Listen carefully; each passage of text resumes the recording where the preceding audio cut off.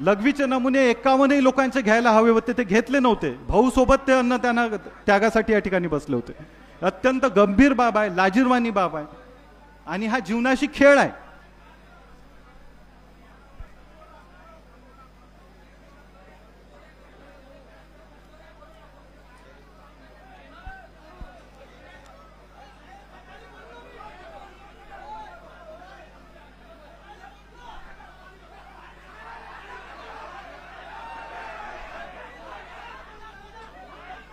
सर्व प्रहारच्या कार्यकर्त्यांना विनंती करतो, कृपया नाही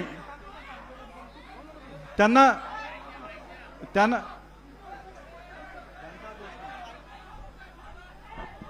कार्यकर्त्यांनी कृपया डॉक्टरवर कोणताही अटॅक करू नका।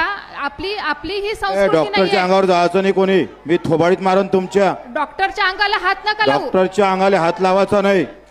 ए ठाकऱ्या,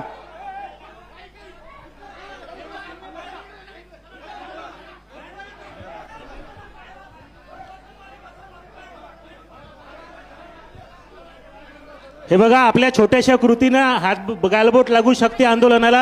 आपण शांततेचं पालन करा। कार्यकर्ते शांत व्हा, आपल्या जागी बसा।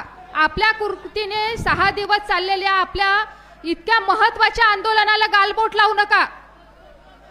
तिथं बल्लू भाऊ देतील त्या सूचनांचं पालन करा। डॉक्टरांच्या अंगाला कोणी हात लावणार नाही, कोणीही डॉक्टरावर आक्रमक होणार नाही। ही संपूर्ण व्यवस्थेची चूक आहे। आपल्या हाताने प्रहारचं नाक कापू नका। बाजूला व्हा, सगळेजण शांत राहा थोडा वेळ।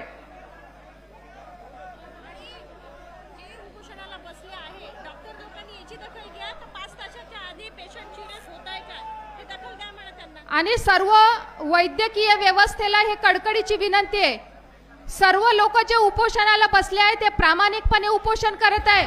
त्या प्रत्येकाचा जीव धोक्यात आहे, त्याच्या कुटुंबासाठी तो जीव महत्त्वाचा आहे।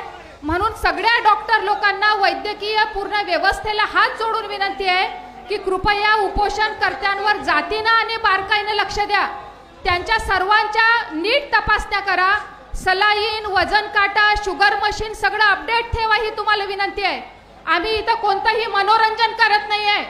बच्चू भाऊंच्या एवढ्या प्रत्येक 50 कार्यकर्त्याचा जीव तेवढाच महत्त्वाचा आहे। वैद्यकीय व्यवस्थेद्वारे जर एकाही कार्यकर्त्याच्या जीवाला काहीही कमी जास्त झालं तर लक्षात ठेवा, महाराष्ट्र पेटून उठल्याशिवाय राहणार नाही। आणि म्हणून संपूर्ण डॉक्टरनं, संपूर्ण मेडिकल व्यवस्थेनं हे लक्षात घ्या।